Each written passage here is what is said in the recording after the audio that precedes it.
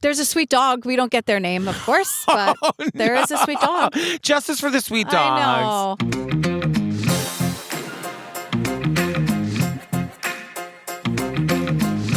Hi, Jillian Benzavalli. Hi, Patrick Hines. All right, fam. So some of you may know I am doing another tour. I've done, I think at this point, already like 10 shows. Oh, my God. They're going so well. We're having so much fun. The whole point of these shows is to come out and to get people together so you can meet your fellow TCO fam. I'm going to tell you a funny story for an hour, and then we all meet at the venue bar, and it's a cash bar, and we drink, and we hang out. So many little cliques are forming. So many little friends are being made, and this is exactly what I wanted. So I'm here to tell you that we are announcing the next couple of cities.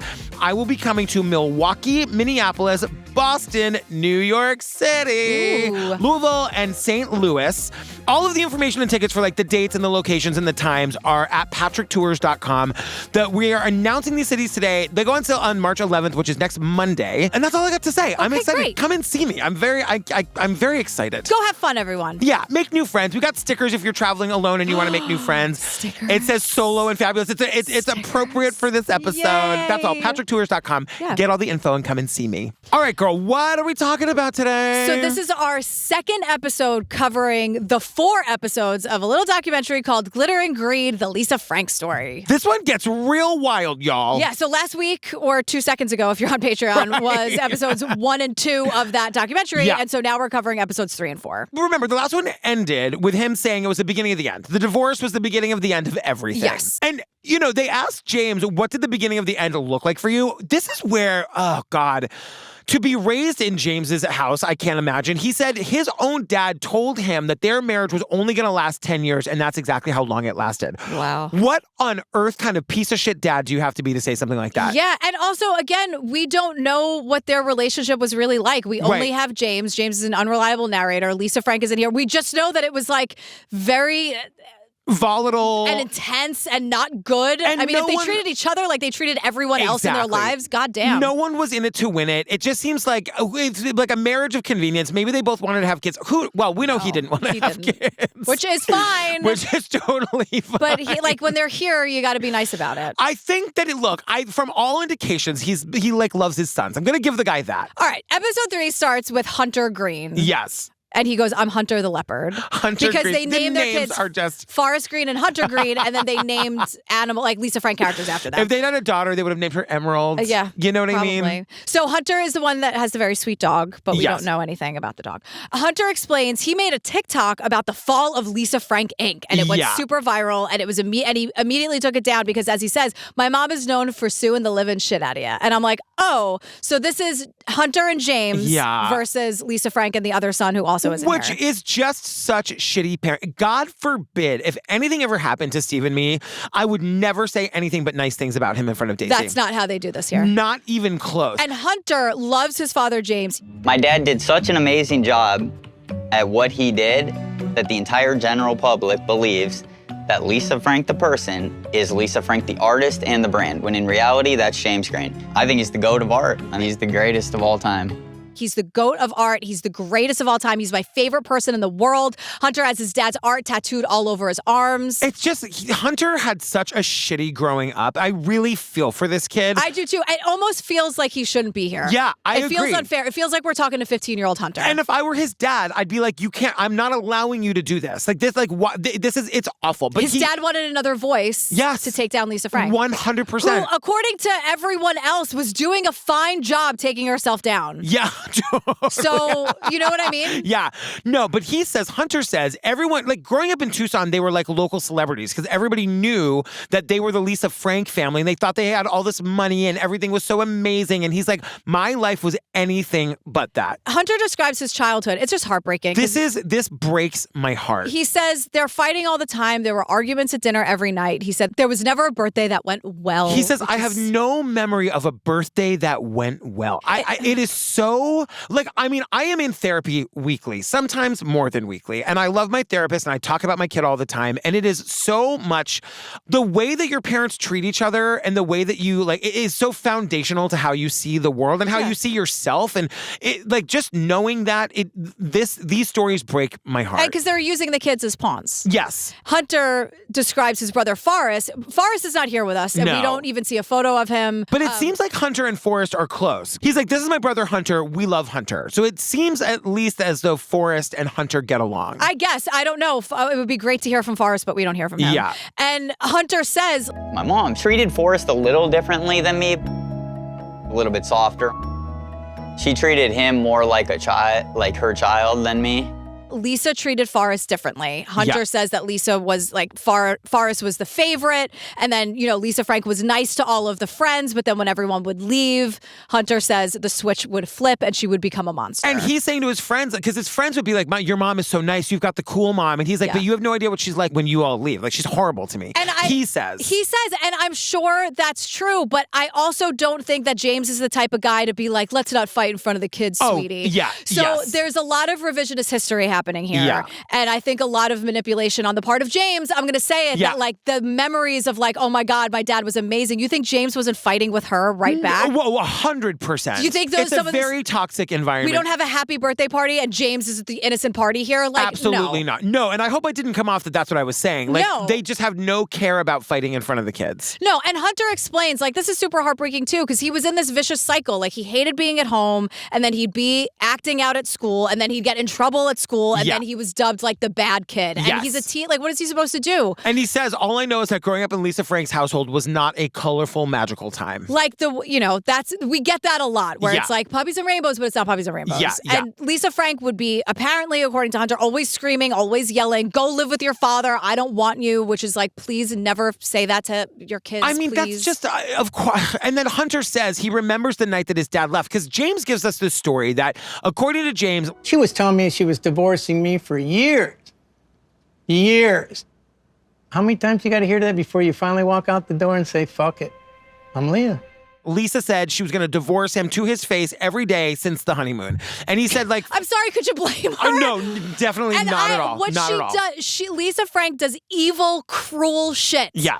But, like, they both were feeding off of each other. 100%. But he finally says, like, he just up and left one day. He's like, I had heard that enough times. I was like, fuck it, I'm out of here. So they get divorced when Hunter's 10 years old. Now, Lisa Frank is convinced that James is having an affair with Rhonda from HR. Which is like, why? Because they are the same. I guess, but I mean, like, he doesn't seem to me like the affair type, not because he's loyal to her. He just doesn't seem to have... Can't ever be nice? Or like sex or romance on his brain. No. You know what I mean? He's like 100% work focused and driven and wants to yell at people and flip tables. Like, to have an affair implies some sort of like... He gives me no sexual energy whatsoever. He's just not a romantic guy. Like, I don't know. You know what I mean? I could see it as he wants to do something to hurt Lisa Frank, so that's what he would do. Yep, that makes sense. Of course, James and Rhonda say, of course not. Yeah. But Rhonda also said, no, I was an amazing person to work for. Like, whatever. Oh, right. And Rhonda has been, quote, happily married to her husband for 50 years. We meet the husband. Who comes in and asks her how she is, and she's like, I'm tired. I'm always tired. Join the fucking club, Rhonda. I don't give a shit. We're all busy. We all have shit to do. I don't care. I don't care. Then don't sit down for the documentary then. I know. If you're going to complain about it the entire time. She really does look exhausted, to her credit. I will give her that. Sometimes when there's bad stuff inside of you, you're tired all the time. Or sometimes people are just tired because the world is exhausting. What do you want from me, Rhonda? It's the rainbow gulag. Remember they called it the rainbow gulag? The endless victimhood. I know. Of these people who treated their employees so terribly. They were on food stamps. They couldn't feed their kids. I know. You're on the private jet. I know. So the divorce, yeah, you know Rhonda knows her way around that private jet. Break. Come on. Yeah. So the office was already miserable. The divorce made it even worse. I heard that Lisa started saying things like, you need to choose sides. You need to find out what side your bread is buttered on. Like, holy cow. Maybe you felt like if you pick wrong, you're probably going to be out. You'll get fired when they divorce. Now the employees are like the children that have to pick a side in the divorce. You make rainbow unicorn folders. I know. It can't possibly be that serious. And then on the other hand, I'm like, it's a business. Grow up. I know. But these are just people who it seems like they never had any business running a business. You know what I mean? Right. Well, speaking of that, remember before they got married, Lisa Frank gave James 49% of the company's stock. Yeah, and Bailey Sarian is here. She's here to tell us a story. She's a host of the Dark History podcast. We love her. Yeah, and so now it's a full-on war because Lisa Frank wants James Green out of the company entirely, and there's going to be a major legal battle between them. This makes no sense to me. It seems to me that Lisa Frank is living in a world where she's like, Lisa giveth and Lisa can taketh away. Like, you gave him, for better or worse, it seems like a terrible business decision to me, but on paper, you gave him 49% of the company. Like, that's his now. And by the way, this is why you don't do that. You know what I mean? Because especially with a romantic, whatever, like, she built the company, it's her name, it's her brand. Like, what was wrong with him just being on staff? Pay him a great salary. Well, because he's miserable. These are two people who don't know how to operate in the world. Well, it just seems to me like that was a romantic gesture from her. I love you. We're building this together. You're an integral part of the company. That is a bad idea. Lisa also claimed that James and Rhonda were colluding behind her back to sell the company, and that they had given instructions to leave Lisa out of the loop. Collusion? There's no collusion. Lisa knew this was all going down, so how could there be a collusion? Collusion? No, girl, that shit was out in the open. This part made no sense to me because it's like they can collude all they want. You don't have a board of directors. It's just the two of them. So she owns the majority share. They can't do anything. It's all very personal. It's all incredibly personal. But I'm like, make this make sense to me, James, or whoever, because like you can, like, there is no colluding against her. She owns the majority share of the company. These are people who cannot separate personal and business. And now their divorce is becoming part of the business, which is fucking ridiculous. But my point is just they can't sell it. Like only they without her sign off. They're fighting to fight because it's personal now. Exactly. That's what I'm saying. Yeah. So according to James, he went out to look for a new business partner and they were going to put together a prospectus. Do you know what I think of when I hear that word? What? My so-called life. When Angela's father Graham is going to open the restaurant with Hallie Lowenthal. Oh yeah. And they're fighting about the prospectus and they go to meet at a restaurant and it's like an Italian restaurant and Hallie Lowenthal brings Chinese food and they're being pissy with each other with full mouths bickering about the damn prospectus. And that's what I think about when I hear the word prospectus. She was a great character. I loved her. Yeah. Anyway, so James is like, this was all very official. I wasn't colluding. It was all out in the open. I was looking for a new business partner. And guess what? Lisa was on board with this. I kind of believe that. Well, we'll never know because we only get James's side. Yeah. Now, Rhonda HR confirms, Lisa wanted to sell.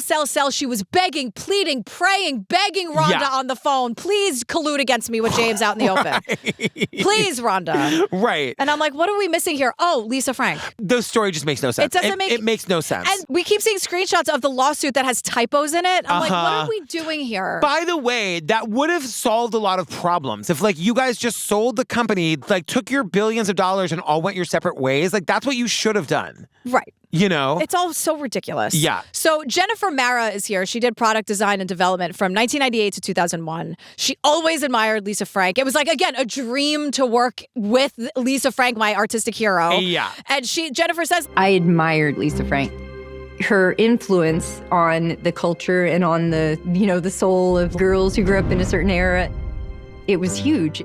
It's her name, it's her thing, You can't do that. It's not his to take. Everything she's worked her whole life for, it's like, really, man? You think that you have a right to do that? Jennifer starts getting super emotional about this. Yes. She's crying. Yeah. And the person behind the camera is asking her why. And she's like, he just can't take it. Like, maybe he worked hard in the trenches, but he can't say it's all his because in the paperwork, that's what he's saying. James Green is Lisa Frank. But I mean, what is making my head explode here is that, like, I don't mean to give away the ending, but like he doesn't win because he can't possibly, because it isn't his. He can't take it. And meanwhile, you asshole, everyone else is on food stamps. Right. So come on. Exactly. They are fighting. This is their divorce playing out in their business, and it is ridiculous. And what else is happening here is that we know more than the employees know because we're watching the documentary. So everyone's being a little bit emotional here, but it's like, but like he owns less of the company than her. Like there's nothing, he can't take it. Right. And in the middle of the litigation, James has employees make him copies of all the production files, aka everything James would need to steal to go out on his own. Yeah. Taking people away from their daily work. then we get a headline, Lisa Frank Inc.'s corporate jet is at center of new suit. Won't someone please think of the private jet? People on food stamps can't feed their kids. I know. I don't understand. I wonder how much that private jet cost. You know? A lot. Yeah. They're fighting. It's just their divorce seeping into their business. Because their divorce was hand in hand with their business because they were secretly married or dating and didn't tell anyone. Like, these people don't know how to separate it. We get a telling moment from a producer who says to James, because one of the other reasons he was having that person copy all of the stuff was so that he could, like, have his own artwork or whatever. The producer says, do you wish that you had been able to keep some of your art?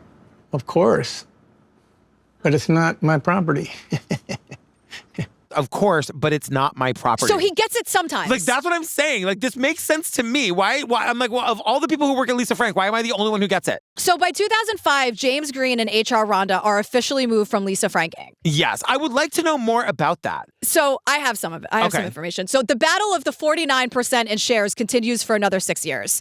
In the end, Lisa Frank wins, and James has to sell those shares back to her. Right. We don't know how much he got, but as per the internet, quote, according to court documents, shareholder distributions to Lisa Frank and James Green totaled more than $100 million between 1995 and 2005 alone.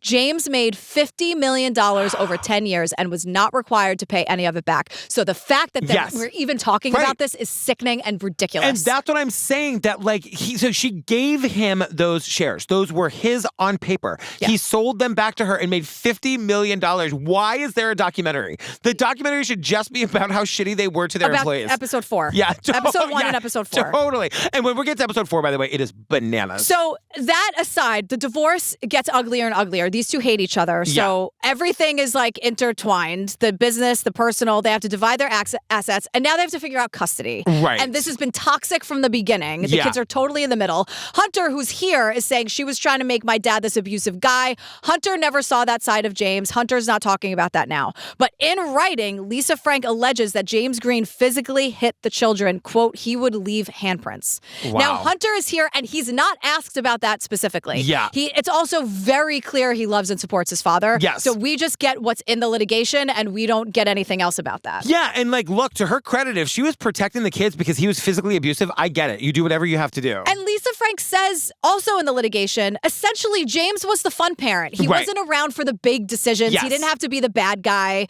because he was never around. And she gave up most of her responsibility when the kids came, and she stayed at home with them. Like, she made a major sacrifice to be the primary parent. Now, Hunter sees this all very differently. This is really important. I want to slow down on this. He says, my mom would come to my baseball games, but she brought her work with her. I don't believe it for a second. Potentially, she was working on the products, but there's a time and place. I mean, I would say my dad was the ambitious one. He's the one working 24/7. He's the one at the office. He's the one building this massive company.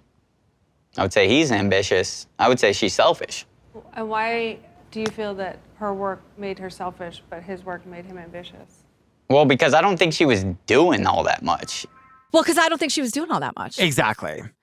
I just feel like the 10-year-old Hunter is speaking. Well, that's exactly. I mean, I think my therapist would agree with you. It is all that trauma comes from your childhood, and that is the 10-year-old Hunter acting out because. And based on what James was saying to him, it's misogyny at work here because she says the person behind the camera, the producer, the director. I'm sorry, I don't know the role here, but what do you give your mom credit for? Right. He says hiring my dad. Yes, she had an eye for talent. This is just ridiculous. Right. But it is. Like, this kid needs a lot of therapy. Like, I'm not saying you gotta love your mom, and I'm sure that she was a shitty parent, but this is, like, I'm saying for his own mental health well-being, go work this shit out and really get to the bottom of your feelings and understand why you feel that way. Yeah. Because this is not a good way to walk through the world. And it's very complicated because she does evil, cruel things. Yes. So it's very, very, very complicated. But I think it's a lifetime of James and Hunter's ear. But like, having been to children's sporting events, do I believe for a second that like she showed up with a fucking notebook full of paperwork and was sitting there doing that while all the other parents were watching? I do not believe it. Okay. Yeah. That just no parent would do that. Really? If for no other reason than the fucking peer pressure of the other parents looking at you like, what an asshole. That's just something that they have in the movies then? Yeah. I mean, I've never seen that. Like, really? You know what I mean? No, there are plenty of parents who don't show up. There are plenty of parents who like prioritize their work over their kids or whatever. Okay. But But like to do it right there in front of everybody else, I don't believe it. Oh, really? Yeah. I would have bought that. Oh, God. That she had she was approving art or something like in between innings. Maybe, but I mean, maybe. I just think that like, especially when it's like you're the reputation for like being the big bad businesswoman, like you would be there. I don't know. Maybe I'm wrong, but I when he said that, I had a very strong visual of like what that would look like, and I was like, I just can't see it. So James can see the kids on weekends. Hunter's 15 years old. So I go to my dad's house, we spend a week together, and it was the best week of my freaking life. I told my dad, I cannot go back to her house. And he said, you have to, man. Like, he's like, there's nothing I can do. It's the first time I ever saw my dad cry, ever in my life. My dad's a tough guy. I told him I can't go back, and I never did. So he runs away to his father's house to stay for a week and then refuses to go back home with his mother. And Lisa can't understand why this is happening. And I'm like, well she can't understand why this is happening to her. Well, she says to him, why are you doing this to me? That's what they always say. That is insane. That's what they always say. So by 2006, James is out of the company, and Lisa Frank is taking Lisa Frank Inc. into the future. And the artists are happy about this. Yeah. In the beginning, we meet this guy, Josh, who was a lead designer who left the company in 2005 because of the toxic work environment. This story is so insane. He's moved away. He moved his family to Tucson to work for Lisa Frank. He left the company and they moved somewhere else. Then in 2006, they call him and beg him to come back because they want to go back to basics, and he's the only one who can lead the charge. They're like, James and Rhonda are gone. We're getting the band back together. You were our old lead illustrator. We need you back. He moves his family back to Tucson, and like in the beginning, things are going well. Like he's saying, Lisa was really collaborative. She would come to my desk. We would work together. We would share ideas, but it doesn't work. He says like he could never actually produce anything that Lisa actually liked. I would present Lisa with a bunch of different ideas, and she would absolutely hate everything I had worked on. What I remember, she would just get madder and madder into like a hail of insults. You suck, you need to go back to college, I can't believe we're paying this money to you, just on and on. I can't believe we're paying you. Barely. Like the idea that an employer would talk to an employee like that, it just blows my mind. This was the thing that really got me too. He's like, you weather the insults, but you still don't get the answers to what she's actually looking for. And the thing that she does, which will come to light later, one day she'd like a design and then the next day she'd hate the very same design and there was no answer or no direction. She was impossible to please, and she didn't want to work with anyone to get to a common goal. Yeah. She was just being a fucking curmudgeon. She says it felt directionless, which is like, when you're working for somebody else, what a horrible feeling. Like you just come and sit at your desk every day and you're like, I don't know what I'm doing, except I know that everything I'm doing is wrong. Yeah, and looking back, he's like, they were both awful to work for, Lisa and James. Yes. So 2009, there are major layoffs. Josh gets fired. Like they hired him back in 2006, and he is fired in 2006. He's like relocated his family back to Tucson for this job that now does not exist. Right. So by 2013, the company technically exists, but it's not anywhere on the shelves. It's like Lisa Frank Inc. is just Lisa Frank and her personal assistant. Yeah, and they're saying that like she's basically just like licensing out her name or like her designs to other producers, which I'm like, sweet gig if you can get it. Yeah, and so by 2015, James is a new art director, and he's hired to revamp the whole vibe with new characters and new products. And he only did that for 6 months because he's like, I walked in on my first day and I knew it was going to be a mess. He shows up. It's an enormous building, but it's abandoned. Like the landscaping is overgrown. He says there should be 200 people working in a building this size. There was maybe 10 people. He's like, it's very creepy. It's this big empty space. There were like old relics from the glory days just kind of staring at him. Which is just so sad to me because it's like at its height, like that building was like beautiful and you could see it from heaven. And, it was like meant to be this beautiful design space that now, and you can see, it feels like one of those creepy abandoned malls, Yeah, it's got that vibe to it. Yeah. And this guy says that like his job was to revamp the whole aesthetic. And he's like, I would have loved to do that, but he basically wasn't allowed. It was all micromanaging. She was looking over his shoulder. His creativity was being stifled. Don't speak unless spoken to. Like, where are we? Unbelievable. And he says, Lisa said she wanted something new, but really she wanted to recreate the glory days. I believe Lisa just wanted to fall back on some of her previous legacy characters. And I think it's because she felt, well, it's successful once, let's try it again. I say it with some remorse too, because I saw the potential. But I think Lisa stood in her own way, honestly. she just stood in her own way. And I'm like, this is so crazy because by 2015, 90s nostalgia is such a vibe. Like she totally could have capitalized on it. And she just like wouldn't let it happen. And it's like you hire these people who know, like you hire people who know about this stuff and then you don't let them do it. She just let it die. Yeah. And 2015, girl, we could have been like... And it's funny because you remember back in like episode 1 where she was talking about like, I don't want to make a mistake. I don't want to do the thing that's going to be that. So like she stopped making any decisions. She just all of a sudden she liked it, then she hated it, and then it's just very sad. She just got in her own way, like you said. Yeah. James tells this really sad story about going to a trade show in Nevada because he was talking about how like it was this really big trade show where like all the Marvel people were there. People were like in toys, like were like the biggest people in the industry were there, and he just happened to be there.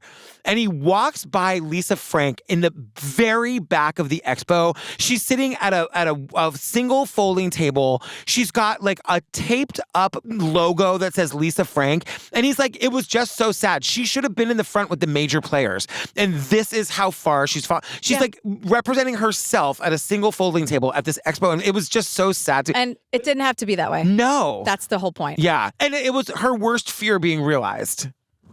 I'm shrugging my shoulders. I know. Don't treat people like shit. Speaking of, we're at episode 4. Yeah. We meet Peter and Jessica, and they have a story, and Peter says something where I'm like, please don't be garbage, because amen, sister. Yeah. He goes, we were young and excited, and when you find yourself in the middle of a crazy story, you sound crazy just trying to tell people the truth. You sound crazy when you're telling people the truth. Yeah. And I'm like, So, like, been there, girl. Yeah. So, Jessica and Peter have a makeup company called Glamour Dolls Makeup. Yes. In 2016, they reach out to Lisa Frank for a collaboration. Yeah. And they tell us like how they met. They're introduced by like Jessica's boyfriend at the time. And Jessica's like, we bonded. It's very non-sexual. Let me make that clear. Yeah. They were just business partners, and they sort of like, she's like, look, I know makeup isn't rocket scientist, but I like making people feel good. And that's amazing. And Jessica is on top of it. She's amazing. And they had this really great idea for a company. So it was like makeup for like little girls, and everything was under $5. In 2013, they launched Glamour Dolls. Good quality. Jessica's explaining. Good quality, great price point, accessible products, cruelty-free,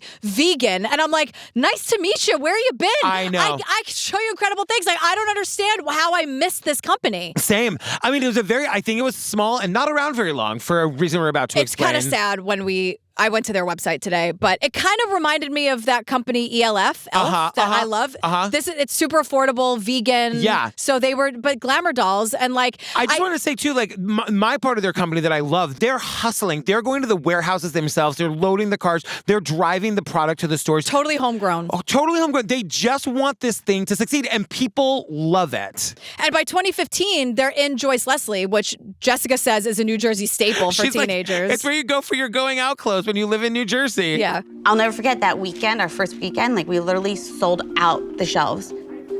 And then Walmart's emailing us, and they wanted us to sell on their website. We were growing really rapidly. We definitely were never close to rich, but we were close to just being comfortable, where I could pay my rent. And then Lisa Frank happened.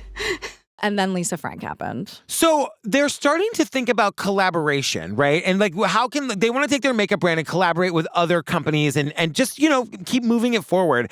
And so she says, of course, Lisa Frank pops into their head because it's 4 young girls. They love animals. Lisa Frank is all about the animals. And it's 2016. So the timing of it, we just ended the episode where the guy they hired to revamp everything in 2015 was like, she's just sitting by herself at a trade show. This is 2016. Yes. And these people who are hustling, who are loving what they do, they want to do the nostalgia thing. Yeah. They are Lisa Frank people. Totally. Cruelty-free, they love animals. It sounds perfect, right? And I'm like, Jessica, yes, it sounds perfect. Yeah. So they're trying to contact Lisa Frank, and it's actually hard to find any contact information for the company, which is always a major red flag. Oh, totally. And they make some calls, and finally, like, Call number 5, they like hit the right number. Yeah. And someone answers. And they pitch it to Lisa. The same thing Jessica just said. Look, I love your brand. We love your brand. We're ready to hit the ground running. You love animals. We love animals. We love your aesthetic. This is what we want to do. Like, nostalgia's in right now. We're going to introduce your product to a whole new like generation of kids. And Jessica's excited because Lisa Frank is a woman. Yes. And she says like she's a really successful woman in a really similar business. Yeah. And Jessica talks about being a woman in business. Like she says people address questions to Peter.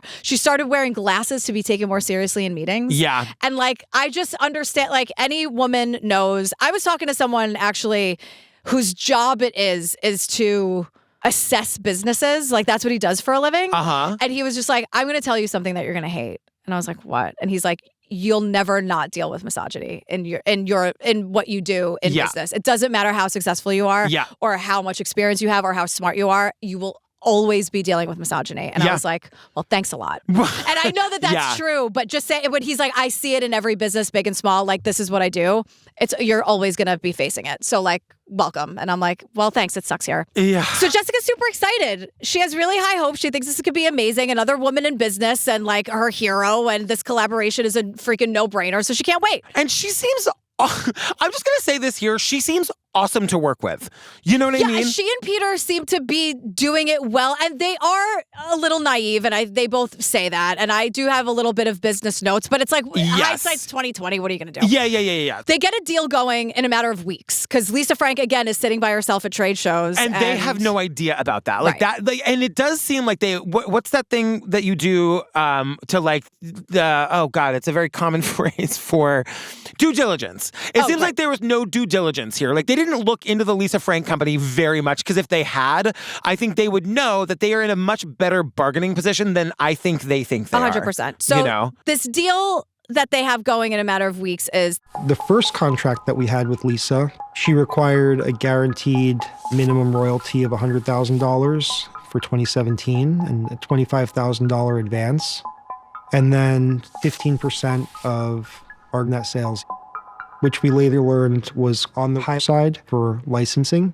So it's $100,000 for the 1 year plus 15% of net sales. That's crazy. Plus a $25,000 non-refundable advance. Yeah, I mean, that just seems like an awful lot of money. But they've got ideas. You know, they don't have a lot of money, but they have ideas. And the one thing they want to do is like launch their campaign on Kickstarter. So it's a crowdfunding campaign. And again, like this could be amazing with the nostalgia factor. Yeah. Like this is kind of, the world is ready for like Lisa Frank to come back. And like, does everybody remember Kickstarter? Is that still a thing? Yeah, now it's like GoFundMe. It's like they have 10 different versions so of it's a way of like getting the people who want your thing to exist to sort of pay for it ahead of time to give you the funding to make it. Yeah, and Lisa Frank is really into the Kickstarter idea. They all go meet. Peter and Jessica and Lisa Frank go to meet at the Kickstarter offices, which is a really big deal because I'm sure that means that they're going to be promoted and they're definitely going to get funded. Yeah. So this was on track to be very, if done right, very, very, very successful. And Jessica is so excited about this New York meeting because it means that she's going to meet Lisa Frank, her hero, in person.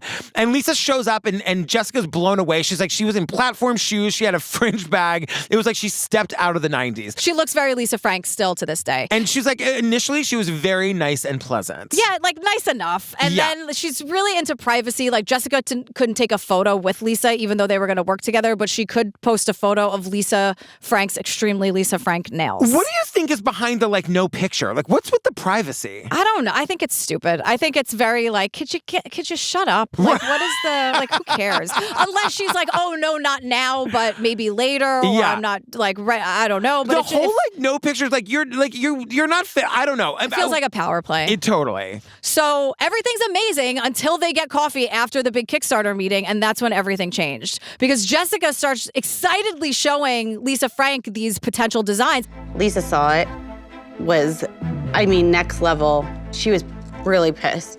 She didn't want just a character. Pretty much she just wanted her standard pattern.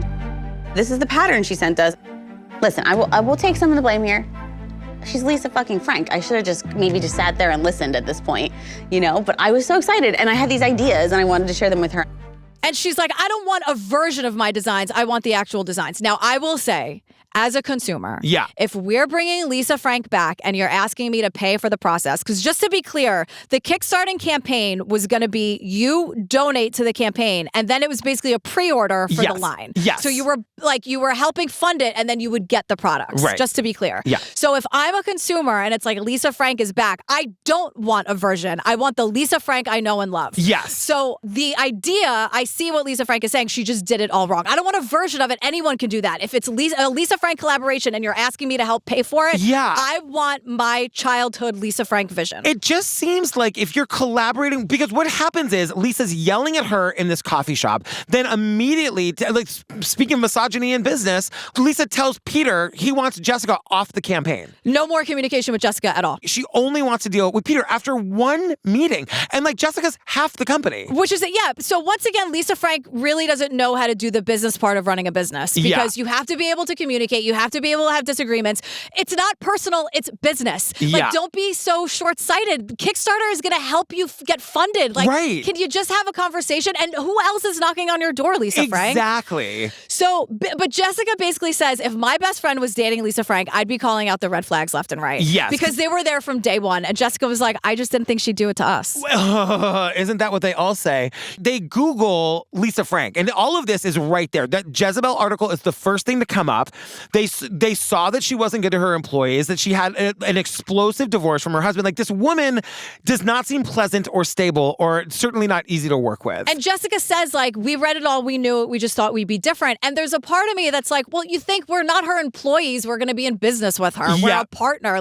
She needs us for her reputation. I'm sure there will be lawyers. Whatever. It's not the same situation with us. I can see how if you really want this deal to happen, right, you would do the mental gymnastics to be like, well, that's not the same situation. And here. they're very excited about it. This is going to be the next big thing for them. And Kickstarter is excited about it. This is a big thing. It's a slam dunk. It's going to get funded. No question. So they think. So they push through. Lisa Frank will only speak to Peter, and they felt it was easier to deal with her than just say no, because the campaign was off and running. And some of the stuff that they come up with is so awesome. They come up with this an eyeshadow thing in the palette in the form of a trapper keeper. I mean, it's so perfect. They had this vegan leather bag that was so perfectly nostalgic. Yeah. The campaign launches and it immediately goes viral. And I'm like, how did I miss this? I know. Everyone was all over it. It was everywhere. And it was 2017. I mean, I guess this was before TikTok. Yeah, but it's all over the news. It's on the morning shows. The whole thing was about how excited everyone was that Lisa Frank was back and we all get to be a part of it. Yeah, yes. And it's amazing for Lisa Frank. You think she would be it's a rebirth for her. Right. And this is amazing business for Jessica and Peter. There was a 2-week period when we started getting contacted by almost every major retailer in America that we would want to do business with. That was everything that you dream of with a startup.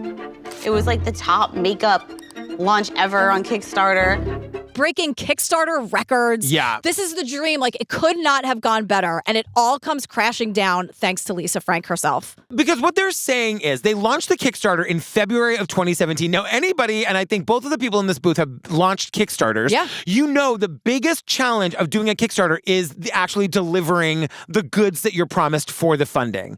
And so the goal was to move straight to manufacturing and have people, so they launch in February, they want to go straight to manufacturing, and they want to have people receiving their product by September through the end of the year. It's a very, very, very fast timeline. Can I just a note to people who do campaigns like this? Yes. Please just be honest about the timeline from the beginning. I don't care when I'm getting the thing. Truly. Chances are it's not why I supported you to get the thing. I'm sure that's not always the case. In this instance, it seems to not be the case. That is a product. I did a Kickstarter for a web series, so it's different. I was making the web series anyway. We were making all of the perks we did on the day and gave it to you. But I did one for my friend's book the other day, and it's I don't care when I get the book. I just want to help you make it. Totally. So when I support your book or whatever in the campaign, it's not because I want it by a certain time. Yeah. So I'm not going to not give you money, and the constant updates and apologies are just annoying. So it's better to assume a long time, and then we're relieved when you make great time. Truly, and if they had done that, if they'd been you're going to get the product in 18 months or 2, whatever it is, they were offering it in months, and there's just too many variables. Because of the way the contract was structured, Lisa Frank had had so much power over the making of the thing, and they have no power over how long she takes to make decisions. And she's doing that thing where she's not making decisions. She's being difficult for the sake of being difficult. So like she'd have 10 specifications. They do all of it. Yeah. And then there would be nothing else to do or change. We've gone through this a million times. And then she'd be like, start over. I don't like it at all. Yes. Now we have to do something totally different. Yes. And it's the same old shit she's been doing her entire career. But then she was messing with the campaign. Like she'd demand that she wanted the bag to be vinyl. Yeah. But the campaign was selling specifically a vegan leather bag. And when we see the markup of this vegan leather bag, I know nothing about nothing. I've got no taste at all. This bag, the vegan leather bag they were going to make was so gorgeous. It's very nostalgic. It's perfect. And it was like a lot of Lisa Frank's suggestions were incredible. And when it seemed like there was nothing else for her to ask for, she told us that she wanted us to start over, use a completely different material, like a plastic vinyl. It didn't matter to her that the customers ordered a vegan leather bag. Her response basically was just that plastic is vegan. Shut up, vinyl is vegan. Right. Stop it. Now, people are getting angry online because they're not getting what they paid for in record time. Jessica and Peter are having trouble responding because they don't want to ruin all of this by throwing Lisa Frank under the bus. The name of the game is keep her happy and maybe we'll be able to do this. Yeah. But like, can everyone also calm down? We live in this insane world where anytime someone feels slighted in any way, there's this urge to go online and publicly destroy whoever they think is to blame. Yeah. So like, no one asks a question, no one's curious, there's no patience, there's no empathy. Everyone just assumes they're getting ripped off. And like needs to win the Victim Olympics. So we have 500 videos of people screaming about their rainbow unicorn lip gloss and a million negative reviews with all of these accusations. And I get it. You paid for something. You were told you'd get it by a certain time. You didn't get it by a certain time. But can we work on our emotional regulation for 5 minutes? This is not a normal response to being disappointed by something. It's not. And it's like nobody tells the makeup side of this what to do. What is the right? How much? Like they're saying they want to be fully transparent, but they know they can't be. And they bring in consultants in the beauty industry, people that have been working in the industry for decades. Senior people started telling me right away that her behavior was very atypical for things that they had seen. We had a consultant, and she literally sat us down, and this meeting is one I'll never forget, and she's like, guys, you need to bail. You got to get out of it. And they're saying, we can't bail. We've raised like $475,000. We've paid this woman over $100,000. This is our life's work. If we bail, it's all over. And they clearly, I'm assuming, because we never heard the word lawyer, but I don't think they had a lawyer, because why are you paying her without any products being made? And why was the contract so stacked in her favor when she had nothing else going on? They just thought it was like the machine of Lisa Frank. And I understand, again, the mental gymnastics you do when you just want something to work. Yeah. Like, I get it. But it's looking back, you're like, oh my God. I know. And then Lisa Frank wants, so Peter is Greek. We're going to Greece and not to Mykonos. We are not going to Pernilla's yacht on this trip. No, Peter just happens to be Greek. Yeah. And I'm sure whatever. And she wants Peter to plan this extravagant trip to Greece for her son Forrest with no expense spared. And when we say plan, she wants him to, this man who is running this makeup company, she wants him to act as her personal assistant and not only plan the trip, go on it with her. It's wild. At the very least, it's wildly inappropriate. It's so weird. Like, she convinces him that it will also be a business trip. And like he says, when we got there, it certainly did not feel like a business trip. He says it was the most stressful 2 weeks of his entire life. He was their driver, translator, assistant.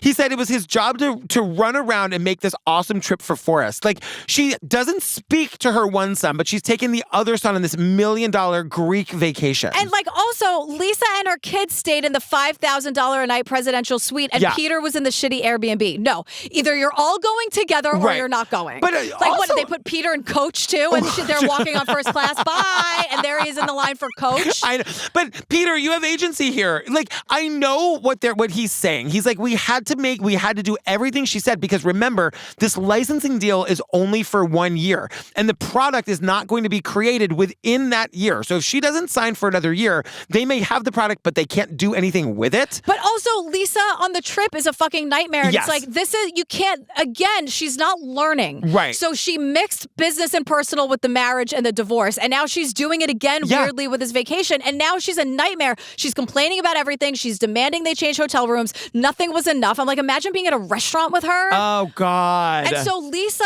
they're on this vacation, which is hell on earth for Peter, and she's dragging her feet. So the agreement they had was for 1 year. Yeah. That year is almost up, and they have to start over with the paperwork. And Jessica says, I think she was dragging her feet so that we would have to renew the license. That's exactly what she was doing. I mean, that is She was running out the clock. Right. But again, they should have known they were not going to be able to get this done in 1 year. The original contract should have been for 2 years. So this is when Lisa Frank changes everything on them. Minimum royalty had increased from $100,000 to $500,000. The advances she wanted went from $25,000 a quarter to $125,000 a quarter. Like, that's not like a small increase. And she now wanted the payment at the beginning of each quarter. That effectively sped up the timeline for how quickly she was getting money out of us. And what's happening is she saw the Kickstarter money and she just wants it all for herself. And now that they're on the hook for Kickstarter and people made all these orders, if Jessica and Peter didn't renew for another year, they wouldn't be able to finish the Kickstarter product. Right. So they feel, oh my God, we have to do this. It's the only way to make good on all our promises. They've already spent most of the Kickstarter money. They've got to deliver the product, or they literally have stolen this stuff from these people. And they also can't get on Kickstarter and explain, well, like, the delays are because she's a nightmare, and also now we need more money because she's charged. Like, they can't explain any of this to these people. So by April of 2018, they had paid Lisa Frank over $500,000, and they still hadn't finished any of the Kickstarter products. Yeah. They were supposed to be sent in September of 2017. It's now April of 2018.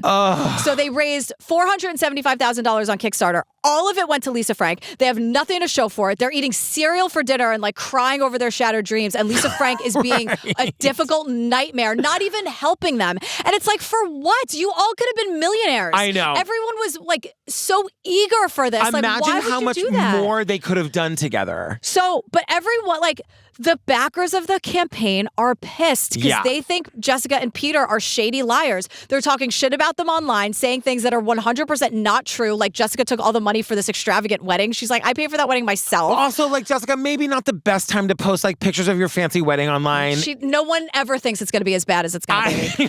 And people are commenting, it's just shameful. They're attacking their families, making videos. Again, this is not a normal response. No one is okay. No. We get a screenshot of some woman. My daughter is obsessed with Lisa Frank, obsessed. And I had nothing to give her at all because her Christmas money went to this. Here it is, January, and I can't even give her a date. Unless you can give me a date in a week, I want my money back. My kid had no Christmas because of you and your delays. Thanks, guys. I'm just a mom who tried to make her kid's Christmas amazing. Lady, please get your shit together. I know. You obviously have much bigger problems than this. I know. It also is frustrating when I was seeing it from the creator side, in the sense that, like, it must have been so awful to be them and not to be able to explain why this is happening. Right. And Jessica took money from her dad. And from now her Jessica's family. crying. This is the part I get upset about because my parents helped me out, and my parents are like blue collar. My mom is a teacher. She works with children with autism. My dad is like 70 something. He's still working. He's not retired. And they loaned us money to try to make this work. She worked so hard. Her husband was financially supporting them. And Jessica and Peter's relationship, of course, falls apart. Because how do you handle this? Like, everyone's stressed. Like, money troubles are the fucking worst. It makes everything is fractured. And for what? They picked up a phone and cold called Lisa Frank so that they could all have a successful business. And now look. And gave her the biggest opportunity she'd had in like 2 decades. And like, it didn't have to be this way, Lisa Frank. No, and we are not done with how they got so screwed by this contract. No, because by 2018, Jessica leaves the company because she thinks it's for the best. And she thinks her leaving the company is going to make Lisa happy, which will make Lisa easier to work with, and they'll finally get this all done. It's crazy. And it's so sad because it's like Jessica made this company her whole life. It was such a success story. Like, that's the thing that they can't get over, was how successful they were. And all of that just got ripped away from them. And Glamour Dolls. So after Lisa Frank Inc. gets the last of the royalty payments, they terminate the contract. Yeah. And they leave Glamour Dolls destroyed. She totally tarnished their reputation. People online think they're thieves and scammers. It's a mess. And they find out later that Lisa Frank Inc. was emailing the backers. Like, lying behind Glamour Dolls' back, saying that it was all Glamour Dolls' fault. They had nothing to do with the Kickstarter. They say, as far as where the funds went, contributions went directly to Glamour Dolls. We were not involved with the campaign and do not have access to it. No. We only provided the artwork. Like, like, what is there to say? This is indefensible. Yeah, because the truth is, yes, it went to Glamour Dolls, but Glamour Dolls immediately turned around and wrote checks to Lisa Frank Inc. Mm-hmm. That money was, yes, it was withdrawn by Glamour Dolls, but then they used that money to pay Lisa Frank, and she was just stringing them along. Lisa Frank was at the meeting with Kickstarter, and now she's secretly DMing people being like, yeah, oh my God, aren't they the worst? I had nothing to do with all of this. They're using my name too, blah, blah, blah. And Jessica says, well, look, I was the face of Glamour Dolls, so even though Lisa Frank wouldn't speak to me and I had nothing to do with anything, she got the worst of it. She goes, they came at me. She did nothing wrong, but here we go. Yeah. So she lost everything. She had to file for bankruptcy. Same with Peter. He's like couch surfing. Oh my God. He had $10 to his name. And my question is like, what is the refund situation like? I know. Did they refund anyone? Was that even possible? Did they have the money to do that? Like, what you would have think that there would have been some class action lawsuit if they hadn't been able to. Because if I paid for this awesome thing and then the company ceased to exist and I never got a refund, like that sucks. Yeah. Or if it fell apart and like, or if I got stuff, because I also read that people would get stuff and the quality was so bad it was like falling apart in their hands. Really? So it's like, I still cannot imagine doxing anyone or like harassing their mother over something like this, but that's just me. But it's like, Peter, it's time to write the expose now, girl. You know what I mean? Like as soon as you lose everything and your company's gone anyway, you go to the New York Times with this story. You go to somewhere. And I think a lot of the issues with the people, with the backers were like the lack of communication. Yes. So like Glamour Dolls definitely felt like their backs were against the wall, but at the same time, if you're a backer, you're kind of like, well, you can't just like take my money and disappear. Right. And like, I don't know. I mean, like when this all falls apart anyway, can you then finally send the long email to the backers explaining what happened? Yeah. They must feel so vindicated by getting to be in this documentary, but still. So while they're going through all this, there's an article about an influencer named Amina Tassel Fairy. And they're an artist. They're super colorful, known for their overall rainbowness. They loved Lisa Frank. Yes. And they're like, I definitely knew about Lisa Frank and I loved the art when I was growing up. I thought I was looking at a person that was like me. I had all the stationery and anything with like a dolphin on it, forget it. I was ready for that. If there was a dolphin on it, I'm buying it. Well, you look at this person, Tassel Fairy, and they are so colorful and bubbly, and they're giving us a tour of their apartment. Truly, I'm not a rainbow person other than my obvious homosexuality, but like their apartment looks like a place I would love to go and hang out. It's bright and happy and colorful. Amina's apartment, they call it Cloudland. Yeah. And so it's bigger, but Cloudland is bigger than that because it's their way of what they say is showing the world how to embrace your inner child. Do what brings you joy. It's not immature or stupid. Like you could still be a full-grown, successful person and live in a place like Cloudland. Yes. And so Amina filmed and shared the whole process of creating Cloudland. Like they already had a following on socials, but this made them explode. Yeah. So many followers. Amina is on magazines, featured on the Today Show. Yeah. Like Amina's content was this apartment and this colorful life. Yeah, and so suddenly Lisa Frank follows Amina's Instagram, and Amina is so excited. It's total validation from an artist that I really admire, right? And even more, the account was interacting a lot, commenting, responding to their stories, saying things like, oh my God, you truly inspire people. It's huge, but it's also fake. It's all part of the PR machine. There's no way Lisa Frank herself is like supporting Amina. Once again, I'm like, Lisa Frank is DMing No way. Amina. It's all part of the PR machine. I mean, how many times do we see that now? Something goes viral and a company that has nothing to do with it just comments on it for the goodwill on social media. This is Lisa Frank just being like, hey, like Amina was probably tagging them all the time. And it's like, you got to give a little couple of breadcrumbs to Amina. I imagine Lisa Frank sitting by her pool being an asshole, but being like, all right, they got something. Knowing what we know now, God it's all damn it, part why of the PR can't we machine. have anything nice? We can't do it. We just can't have anything nice. So by the end of 2018, everything changed and all of the interactions stopped. Yes. Now, 9 months later, in September of 2019, almost a year after Lisa Frank stopped interacting, Amina hears about the Lisa Frank Hotel. Iconic designer Lisa Frank has teamed up with Hotels.com to create a dream suite. Every inch is covered with bright rainbow colors and feature her iconic designs. I had friends DM me to congratulate me on the Lisa Frank project. People had assumed that I was the one who designed it because it looked so similar to my apartment, Cloudland. Now, the minute this hits the internet, all the comments are about Amina Tassel Fairy because everyone's either congratulating Amina because surely they're behind it, or preemptively mad, hoping that they better have been involved. So guess what? It's door number 2. Get mad, everybody. And also, they're learning that the hotel is in the building opposite Amina's apartment, and it's managed by Amina's management company. So Lisa Frank Inc. and Hotels.com, they have a collaboration, and it's like the Lisa Frank hotel room that is very weirdly across the street from Amina's apartment, and they have the same manager. Like, is that just random? That's crazy to me. That is insane. And no one explains it. Yeah. Now, my thing is, I guess, if you're looking for it, there's plausible deniability here. If you're a big corporation, just hear me out. Yeah. I'm not defending anything. I'm just saying paperwork-wise, like, I think the plausible deniability would be Cloudland was inspired by Lisa Frank. Right.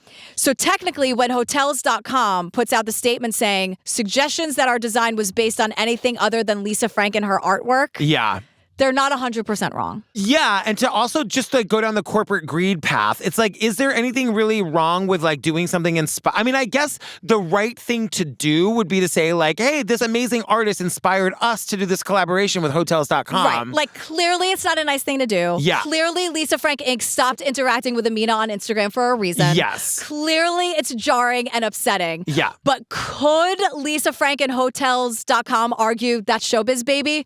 Maybe. Should it make your stomach hurt? Oh, sure. It's like anytime you watch Shark Tank and any like small creator makes this amazing thing that they're like, once this goes to market, why wouldn't Google just copy this and then run you out of town? Right. Like it's awful, but it happens all the time. Right. I am still on Tassel Fairy's side. Of I want course. them to win, but I'm just saying. Now, Amina's understandably upset because this is how they were making their money, their content. By that time, my wife and I were really struggling financially, and I was behind with rent. Management at my apartment wanted us out. The date that they wanted us out coincided with the date that the pop-up was going to actually be announced. Evicted on the very day the Lisa Frank hotel room across the street goes into operation. This feels like its own documentary. Because Amina's saying that they weren't paid for their art. And because of the Lisa Frank hotel, like Lisa Frank stole Amina's ideas and then profited from it. And so now Amina and their wife are getting evicted. Right. So, of course, Amina tries to reach out to Lisa Frank. No luck. Which is like, I don't know that I would do. I mean, the only reaching out I would do to her is like some long, nasty DM. Which Amina ends up kind of doing because 2020 is here and a lot of brands are jumping on the bandwagon of the Black Lives Matter movement. Remember that Blackout Tuesday? People were putting up those black squares. Lisa Frank did that. Yes. And Amina is like, absolutely not. And they go, I couldn't tolerate it. It was intolerable for me.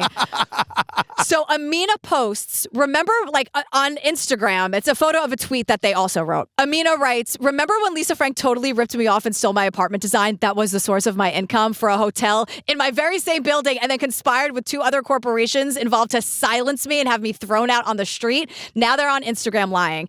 And Amina writes this long thing about like, stop with the performative allyship. These brands will steal from black creatives. Yes. Mistreat and discriminate against their black employees if they have any. And show up to post hashtags as if they actually give one single fuck. And Amina calls out Lisa Frank in no uncertain terms. Now, Lisa Frank responds, both the Black Lives Matter blackout post and this response have been removed from Instagram. No. Yeah, because it's embarrassing. Yeah. Because Amina says it may be the most toxic, absurd response I've ever seen. And what they do is they use the wrong pronouns because Amina corrects them. Yeah. They're like, it should be they, them, but whatever. Lisa Frank says, we were disappointed to hear of an opportunistic individual taking that moment to focus attention on herself. Should be themselves, but for their own personal benefit by repeating their false allegations that we have stolen artwork and designs from them. Over the past months, we have silently forgiven them. Over the past months, we have silently forgiven their need to deflect blame away from their own failures by perpetuating this false narrative. However, we owe it to our fans to speak out this one time and address these lies. Like, It feels like Elizabeth Finch wrote that. I mean, they could have just been the nice, cool brand. They just did this to Glamour Dolls. Yeah. And they're doing they're it not again. done with Glamour Dolls. It's like, it's so crazy. It's so crazy. And I love that Amina was just like, absolutely not on my watch. Like, how fucking dare you? But Lisa Frank doubled down. And like just the phone call when like the documentary called, I was like, would you like to speak about your experience? They were that must have yes. been the best day of their life. So it's 2020. Lisa Frank has left Glamour Dolls and Amina Tassel Fairy in their wake. Yeah. And Lisa Frank teams up with Morphe, which is an influencer makeup brand. I had never heard of it, but apparently it's a big deal. Yeah. This was the thing that made me cry. I mean, I spent the last 7 years of my life going over contracts. So like this gave me a headache that I'll have for the rest of my life. In the contract with Lisa Frank that Glamour Dolls had, the Glamour Dolls had stated that Lisa Frank would own any designs made during the collaboration. That means any designs that Glamour Dolls paid for and created and made for their makeup products would be owned by Lisa Frank. So if that collaboration fell apart like it did, Lisa Frank could just easily take those designs, go to any other makeup brand and be like, we've got this pre-made to go. Like Let's the just go awesome do Trapper Keeper eyeshadow palette, Exactly. they stole it. And that's exactly what happened. Like the Glamour Dolls, the worst thing they did here was not have like a better contract. This contract was awful. It's bad. And it was it looks predatory. It looks like it was made by Lisa Frank with the intention of screwing them over, with like only giving them 1 year so that they could run it out, get another year for another contract, and then change it. And having the contract be such that they were forced to pay her hundreds of thousands of dollars when she had no reason to give them any product. Right. Like they were like, did she have to do anything, or was she just sitting back and collecting checks? And because she owned the designs, I know what would have happened is that if this collaboration had worked out and they wanted to make more of that product, Glamour Dolls would then have to have licensed those images back from Lisa Frank. It would have just been more and more and more money for Lisa Frank. Right. So Jessica and Peter, Glamour Dolls, file a lawsuit against Lisa Frank. It stresses me out to think how much we paid her. How much were we just gonna keep going? Like almost $800,000. And there was nothing to show for it. And they had nothing to show for it. Except for the loss of their lives. And Lisa Frank is talking shit about Jessica and Peter, essentially. Yes. In DMs. Lisa Frank Inc. files a counterclaim. And this is what Lisa Frank does with her husband, who's a piece of shit also. Yeah. I'm just saying, like, this endless nitpicking and back and forth. Like, Lisa Frank would say, they never met deadlines. And then Glamour Dolls would be like, well, Lisa Frank wouldn't let us because she hated everything. Yeah. We couldn't meet a deadline because she never approved anything. Right. So it just goes on and on and on and on. And we get this on-screen text that says, in September of 2024, a judge dismissed 7 of Glamour Dolls' counts against Lisa Frank Inc. and some of its claims for breach of contract and defamation. And Glamour Dolls claims that Lisa Frank Inc. breached the contract by failing to provide artwork for one of the products and defamed Glamour Dolls by saying it had completely failed to live up to our agreement. And so, like, it's just a mess. Yeah. Like, it's just, we're going back and forth. And it's like Lisa Frank's got all the money. Glamour Dolls doesn't have any money to actually pursue this lawsuit. No. And since 2019, Lisa Frank has been doing a ton of collaborations. Yeah. Like that 90s nostalgia vibe that Glamour Dolls wanted to do. Like Lisa Frank just did it anyway and just left them like burning ashes. Oh my God. Like it just doesn't make any sense to me. It just doesn't make any sense. It's just someone who wants to fight and be shitty. And so at the end of every episode, we've gotten the same statement from Lisa Frank. So I've saved it to the end. So it says, in response to producers' questions, Lisa Frank shared the following statement. I've loved art and have been an artist ever since childhood. Lisa Frank Inc. is the result of that passion. I'm incredibly grateful for the amazing artists and team members who helped bring my vision to life. I'm so excited about the future as the next generation takes the helm. Stay tuned. The best is yet to come! ! So she's just like, is it a genius move or is it just like, oh, you're a sociopath? And the question is, does this documentary just raise her profile? You know, it's like all publicity is good publicity. I mean, if you have Lisa Frank stuff, you already bought it. But like, if I ever saw something, Lisa Frank, I wouldn't be able to buy it. I was thinking today, like if Daisy and I were at the store and there was like Lisa Frank stickers, we would, no way would we buy it. No way. Yeah. Sandy Lion for life. Sandy unless they're also shitty. Who knows? Like coming soon, coming next week, the expose documentary about Sandy Lion. Of course, I'm waiting for it. Oh Girl, we did 2 episodes of the Glitter and whatever, Lisa Glitter and Frank. Greed. Glitter and Greed. Oh, fam, I'm back out on tour, so come and see me. I just announced a bunch of new cities, and they're all on the website. It's patricktours.com. We're having really a great time. The first couple of shows have been really so much fun. People are coming and making friends, which is the point of the whole thing. Come and see me, and I can't wait to meet you. Yeah, go have fun. Thanks. What are we doing next, girl? We are doing Worst Roommate Ever. That's back. Season 2, episode 2. It's called Housemate from Hell. Wow. It sucks. Okay. It's a horrible story. That series is so good, but oh man, it really like. When it first came out, I thought the title was a little bit like Worst Roommate Ever, Worst Ex Ever. Like, seems kind of dumb. No, these are really well made. Every episode, you're like, they are the worst roommate ever, and everyone is worse than the last. It's like, how do these people like do this? And we can't even have like glittery stickers. Even, I know. you know? I know. We just did a 4-part documentary on stickers. I know. It's what happens. You know what? Glitter stickers for life, just as long as they're not Lisa Frank. And get those oilies. The oilies. All right, we love you. We love you. Bye. Bye.